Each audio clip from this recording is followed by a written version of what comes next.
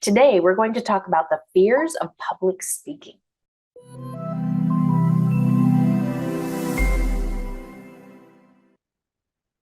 One of the clients that I'm working with at the moment has a lot of fear and trepidation around public speaking. It is something that she absolutely hates doing, but it's a part of her job. Now, I, on the other hand, love it. I would much rather talk to 100 people, 50 people, 10 people than one stranger. I use, however, my NLP skills to help me talk to that one stranger. But for her, speaking to one person or two people that she knows, she would much prefer that over 3 people, 5 people, 10 people, or 20 that she knows or doesn't know. In fact, she told me that if she doesn't know people, she gets even more nervous. And as I was asking her questions about what happens, she gets this overwhelming doubt in herself. I utilized a visualization process, for lack of better words, not necessarily an NLP process, but something that we were utilizing and just doing in the moment. And I had her close her eyes and I had her picture talking to a friend, answering a question of a friend. And then I had her change the scene and imagine answering a question in a business meeting where she knows the answer. Fine. Where she didn't know the answer, she was okay. She knew who she was talking to. She could have a conversation with them, find out the answer, provide an answer. And then I said, okay, same question, same answer, but this time imagine there's 3 people. And she said, do I know them or not? And I said, you know them. Yeah, no problem. And I said, okay, change it so you don't know them. Oh, no, I don't. And I thought that was really, really interesting. We kept going backwards and forwards with some conversations, some different questions, and some different visualizations. And what I learned is that, and I think what she learned as well, is that when she was comfortable with people and comfortable with her answer, she was fine. But the moment she wasn't comfortable with her answer, she wasn't fine. And the moment she wasn't comfortable with the people, she wasn't fine. And the more people in her imaginary room, the more self-doubt that was coming up. And I found this really interesting. So I said, okay, imagine being asked a question and you know the answer and you give that answer 1-on-1, 1-on-3, 1-on-5, 1-on-10.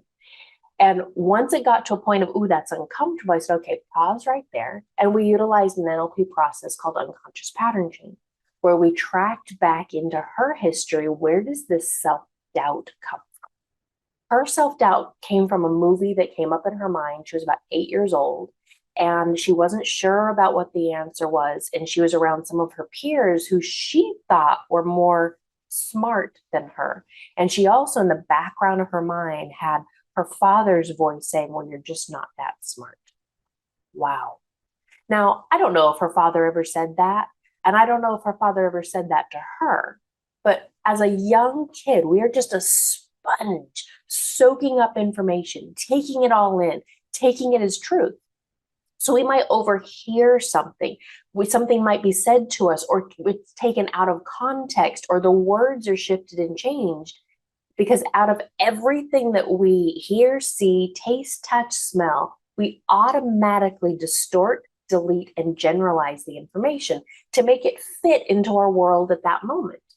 And sometimes those little elements start to creep in and create these unconscious patterns of emotions, beliefs, and behaviors. So for her whole life, she's had these beliefs that there's self-doubt, people know more than she is, she's not smart, and that she has to prove herself. And then she ends up proving that she can't do it. She starts proving that she doesn't know what she's talking about because she gets tongue-tied. The information she knows doesn't flow.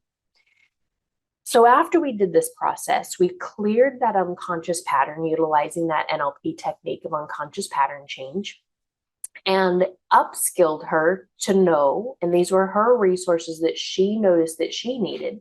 We upskilled her younger self to know it's okay to not know everything. It's all right to get things wrong. It's okay to ask for questions, and it's okay to say, I'm not sure. Can I come back to you and find that out? Or when I find that out. We went back to that same exercise. You answer a question for one person. What's that like? And she said, it's fine. 3 people. It's fine. 5 people. It's fine. 10 people. It's fine. 20 people. It's fine. Because ultimately, if I answer a question for you, just one-on-one, and you ask that same question a group of 10, 20, 100, 1,000, 3,000 people, my answer should be the same.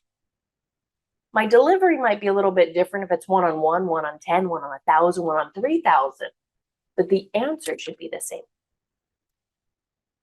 So I wonder if you have a fear of public speaking or sharing or expressing your voice or answering a question or meeting new people or fill in the blank, whatever that pattern is, what are the beliefs that you hold that are holding you back? Because my guess is that they're not resourceful beliefs. We sometimes call these limiting beliefs. I just like to call them unresourceful beliefs. Hers was that she wasn't smart enough, that she wasn't good enough, and that other people were better than her, and she did a lot of comparison. After just using the simple NLP timeline process, she was able to access more resources, give herself a little bit of a break, and just relax with it. At the end, we tested to imagine next week when she's in a team meeting and she's presenting what it's going to be like. And she said, it feels really easy right now. She'll give me some feedback next week, and I'm sure I'll learn a little bit more. And if necessary, we'll continue to tweak what she's doing, how she does it, and what she believes. But the unconscious mind is so very powerful. If you have a desired state, where there's a will, there's a way. And sometimes you need to get out of your way. If you haven't already liked or subscribed to the channel, please do so now. Also share the video, keep watching my YouTube channels, and I continue to look forward to sharing more NLP with you soon.